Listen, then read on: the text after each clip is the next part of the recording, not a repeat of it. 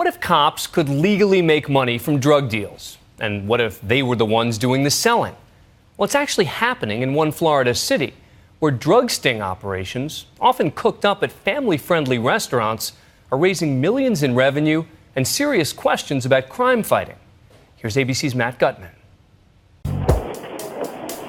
You're watching rare video of a kilo of coke being sold for about $23,000. Where are the cops?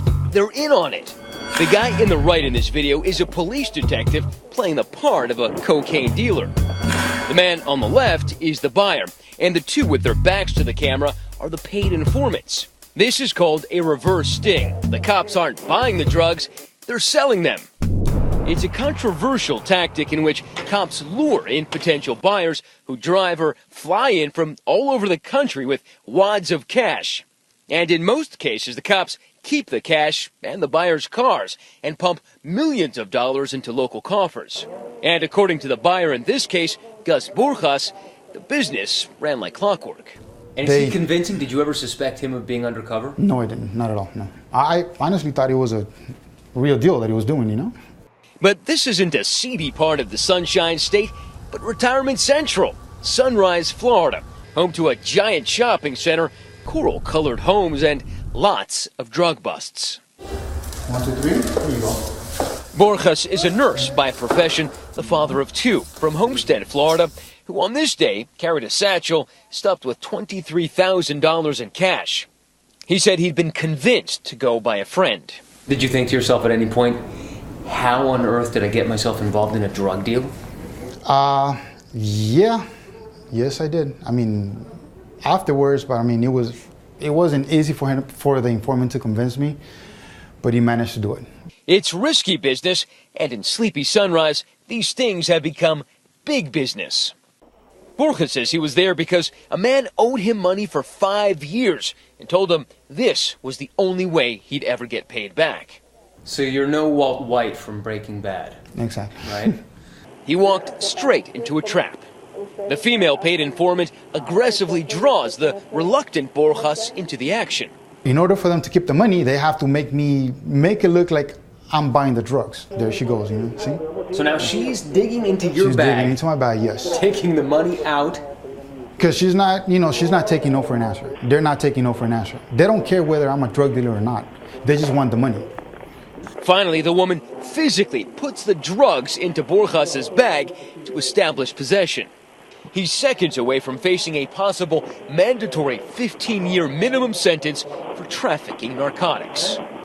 Well, as soon as the cops came in and they busted us, okay, that's when I realized that they set me up. If I'm the financial manager of the city of Sunrise, every morning I would walk into the police department and applaud them. The scale of it seems almost industrial, according to Ross, who defended Gus Borjas in court. This is a huge business. It's a multi-million-dollar business. It's been going on for years. It has been a daily event in the city of Sunrise. The lucrative sting operations first came to light in an investigative report in the Sun Sentinel newspaper. The police are not actually finding these drug dealers on their own, as you might think would be happening, but they rely on paid and unpaid informants to tell them about people that might be looking for cocaine. And it became obvious to us that the reason that they're doing this is because of money. Big, big money. Over the past 2 years, the department has netted over $5.8 million. The money was used for new equipment and a lot of overtime for cops involved, some even doubling their salary.